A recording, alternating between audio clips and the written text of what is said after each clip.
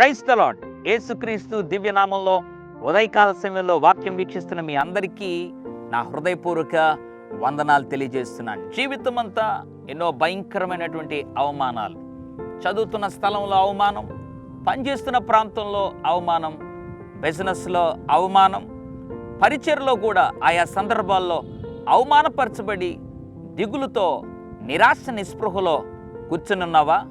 భయపడద్దు.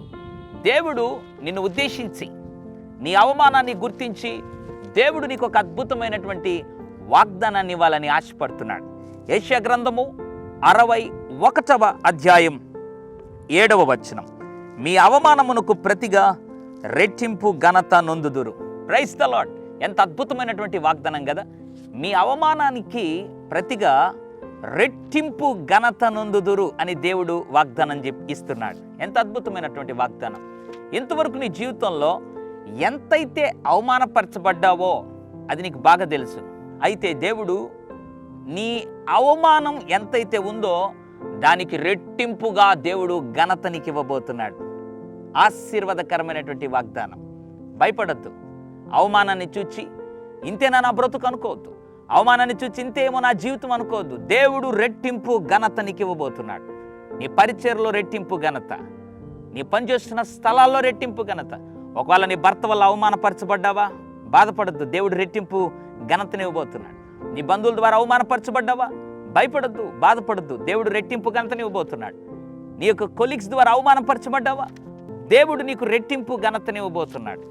నీ జీవితంలో సేవలో అవమానపరచబడ్డావా? దేవుని కొరకు పనిచేస్తున్నటువంటి ఈ యొక్క పనిలో లేక ఈ యొక్క బ్రతుకులో అవమానపరచబడ్డావా? భయపడద్దు. దేవుడు రెట్టింపు ఘనతని ఇవ్వబోతున్నాడు. ఎక్కడైతే అవమానపరచబడ్డావో అక్కడే నీ జీవితాన్ని దేవుడు లేవనెత్తి రెట్టింపు ఘనతని ఇవ్వబోతున్నాడు. ఇంకా అవమానాన్ని తలంచుకొని కృంగిపోయి దిగులుతో కూర్చొని ఉండద్దు. దేవుడు నీకు రెట్టింపు ఘనత యెషయా 61:7 ప్రకారంగా అనుగ్రహించునుగాక. పరిశుద్ధుడా, ప్రేమగల తండ్రి, నీకు వందనాలు.